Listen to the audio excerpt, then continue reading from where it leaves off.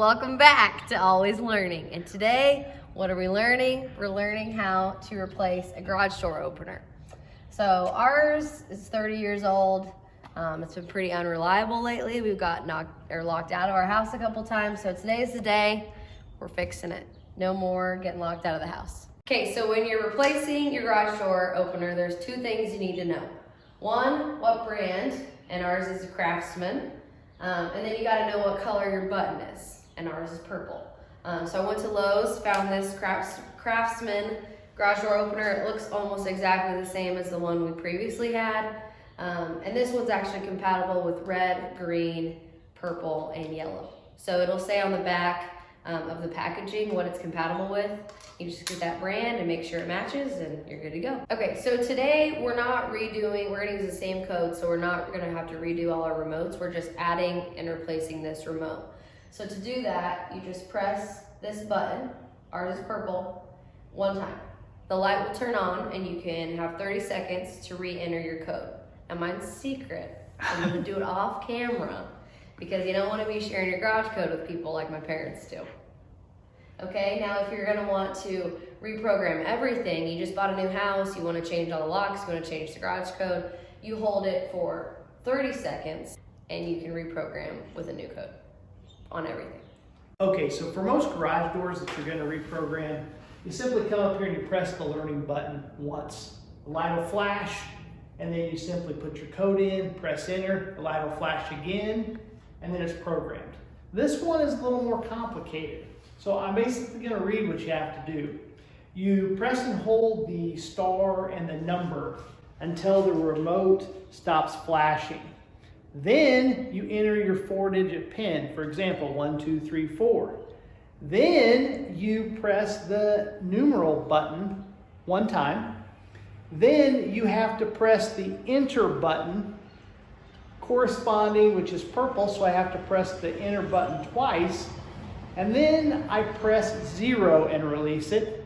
Then I put my pin in again, 1, 2, 3, 4, and I hold down enter until this light basically clicks twice. So method B is a little more complicated. Most of them, you're literally gonna press that, you're gonna put in your code, hit enter until it flashes or clicks hard twice. So it's a little, the method A is a little simpler than method B, but I think we're all smart enough to eventually figure out method B. It just took us maybe 5 times. So anyway, that's it. Close it and you're done up here. So now we got the cover back on. If you look here on the back, it's simply got a slot where the screw slides in and then it slides up and holds it. There's probably a screw already over there because this is the exact same remote. So you're simply gonna pop the other one up off the screw and it should come off. A lot of times they're painted, so it's gonna be a little more difficult. But sometimes people like to be a little more aggressive. You can use a coin to get this open too. We're taking it off, so we're just gonna bust it. Yeah. So they put a little screw down here, which you can, but you don't really need it. So it's got a screw behind it, like I showed you, and then it's got one down here. Previous owner was Safety Steve. Yes. Not that somebody couldn't open that anyway and still take your remote, but yeah, it can't be too thorough. What would be the purpose of stealing someone's garage door opener? Nothing, because they can't. Well, I mean, if they stole it out of your car, they could come back when you're not home and steal your stuff, but this one they'd have to know the code for it to work. Yeah. So, as we talked about before, it simply has this screw on the back.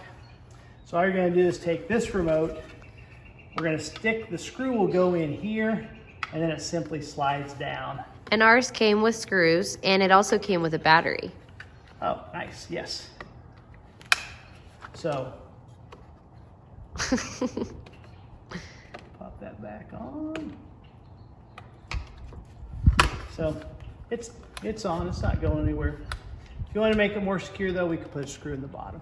Okay, as you can see, we have our garage door opener securely fastened to the wall. We went ahead and put the extra screw down here at the bottom, just for extra stability. Now we can leave our house and go on walks without carrying our keys with no worries of getting locked out of our house. like and subscribe the video, and there'll be a link in the comments below to order your own.